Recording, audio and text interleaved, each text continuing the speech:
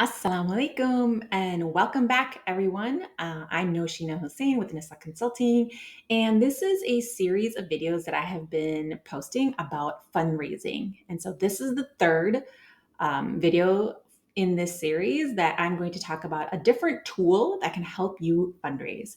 So, welcome back. Now, fundraising basics are really important because you want to have annual sustainability for your nonprofit. And now it's time to really level up and use different tools to be able to do that work. So, if you recall in my last video, I talked to you about how Giving USA provides a report about how much generosity Americans have and where it comes from. So in 2022, $500 billion was given to charity. $500 billion. That's huge, right? And if you look at this pie chart, you will see that 64% of that $500 billion comes from individuals, people just like you and me. And so, why is that important? Because you want to have a plan on how you're going to cultivate and steward your donors, which really means like how you're going to build a relationship, how you're going to thank them, and how you're going to bring them into the work that your organization does. So, you're going to need some tools to do that. And I'm going to help you understand what 3 tools are that can be in your arsenal. So, an earlier video, I had talked about how to build a case for support. In a second video, I talked about how you need to invest in a donor database. Today, I am going to talk to you about building a team to help you reach those goals. Now, some of you are going to wonder, do I need to build a fundraising team versus a culture of fundraising? And what do I mean by that?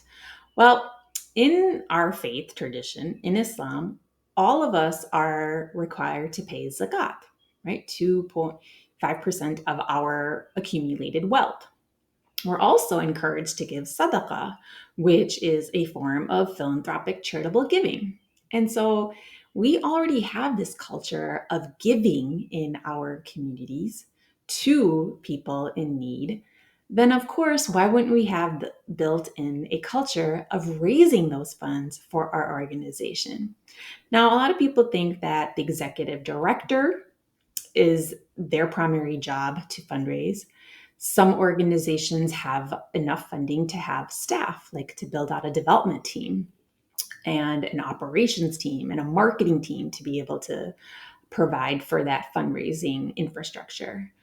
We also know that it's the job of the board to be fundraising. And not only should they be giving, they should also be getting other people to come and donate to the organization. And of course, we love our volunteers. We think volunteers do a wonderful job of raising money. And fundraising isn't just about making the ask and bringing money in, it's everyone's job to actually steward and build relationships with that donor. So think about all the different ways that you can encourage the people on your staff, on your board, in the volunteer group to help with thanking donors, building relationships with them, talking to donors, asking them about what they think your organization should do, getting advice, and so much more.